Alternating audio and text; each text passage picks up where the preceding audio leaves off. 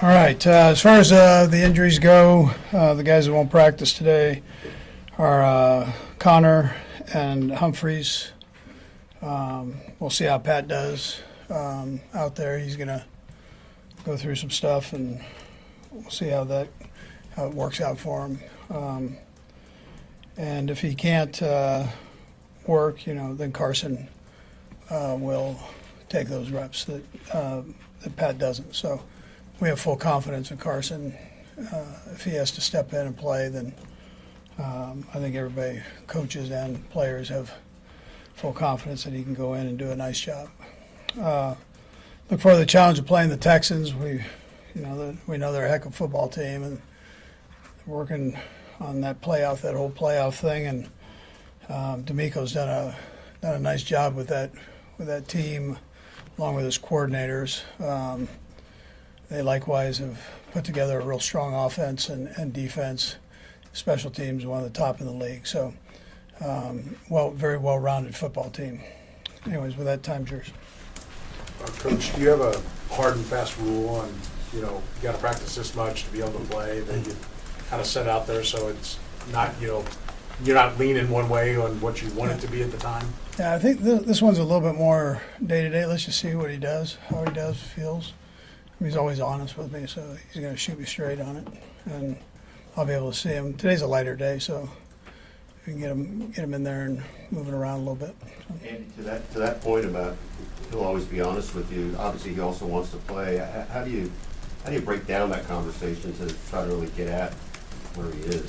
Yeah, he'll talk to me. The doctors will talk to me. Trainers, keep it open. Once you're out of the game, he'll shoot you pretty straight there. So it's during the game his juices are going. Well, obviously it's 3 games in 11 days. You've got 1 game 4 days later. How, if at all, would that factor in your decision to play Patrick on Saturday? Yeah, listen, if he can go, he'll go. If he can't, then he can't. I mean, keep it that simple. We're not, that's how we'll roll with it. So, and then I'll just take it day by day and see how he does here. But at this point, there is a chance that he could go. He's not being ruled out. Yeah, there's a chance. Yeah, we'll see. Does it factor in? I mean, you're in a position now where that 2 wins and you get the number 1 spot. Does that affect your judgment at all? No, not necessarily. I mean, the games count. So it's a game in the NFL, and it counts. And if your guys can play, they play. As long as it's medically, if they're fine, they go. What did you learn about Carson in your time here with him? What do you like about him if he has to play a lot for you? Yeah, well, he's started in the league and been successful. He's got a great feel for this offense. Very smart, big arm. I like the way he carries himself. I like everything about him. He should be starting in this league somewhere, So he's a heck of a player. Andy, what's the plan this week for Hollywood and for Steve Nelson? Yeah, so again, just seeing them, how they're doing it every day here. Stevie will probably need a little bit more time than maybe what Hollywood will need. Just let's take it day by day with those guys and see where this thing goes. We released Clyde. So we have a spot available. We've got these injuries that we're juggling here, so we just got to see how that goes before we move somebody up or down or whatever Veach wants to do with that thing. But we sure appreciated Clyde too for all he did here. Love to get him back sometime too. So he's what a great kid he is. Andy, you mentioned this. Last time we talked to you on Friday was Hollywood had just practiced. How did he come out of that as far as what you saw you wanted to see? Yes, he felt good. He felt good, moved around well, took quite a few reps. It wasn't a leg injury, so he's been working his legs. He's one of those real good endurance guys anyways, but he's been working his legs throughout here. It's just a matter of this whole thing and how it how it feels when he's going, but the doctors have really said it's healed up nice and looks good. So we'll just see. I'm gonna do just like you are. I'll play it by ear and see how we do here. And if he can go, he'll play. If he can't, then he won't. You know. Andy, he's been through, Patrick specifically, has been through obviously multiple ankle injuries. I know you would not want your quarterback to get hurt, but the sport is violent.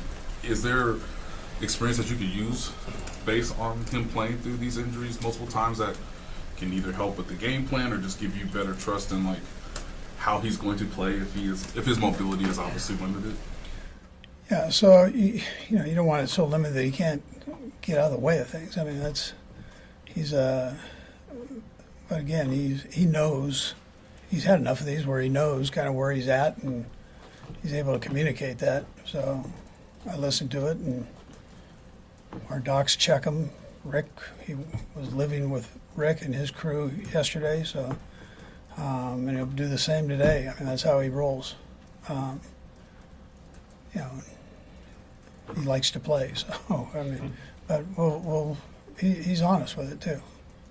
Coach, in your study, how did you feel like Joe Tooney did out at left tackle? And if Humphreys is out of the mix, will you stick with Tooney? Yeah, I'm weighing that, but I thought he did a nice job to answer your original question there.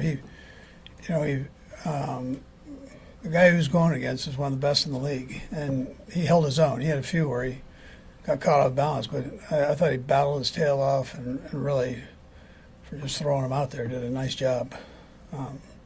He's got, when you think about this now, he's played every position and done well, and a pretty amazing guy that way. We'll ask you, Sarin, Jeremy, and Sam. What's Sarin? Coach, I know you like to, you're going to design a game plan for the skill sets of the guys you have, and Carson and Pat are going to be a little bit different, and then you like to talk to them and what do they like. Does it put more stress on you and Matt and the staff to kind of maybe have two game plans, when you're here not knowing? Yes, sir. I'll tell you, one of the things, those two guys are very similar in what they like, which helps. I mean, that helps. So you can feed them both kind of the same thing, and they're good with it. There's no more stress than you normally have. It's not a stressful deal. I'm not trying to meet deadlines. So. And Andy, with your offensive experience, how do you try to help a quarterback like in Carson's case who's had success and then now has to sort of reset their career as a backup and try to get their footing again? Yeah, well, I love the way he goes about his business. And,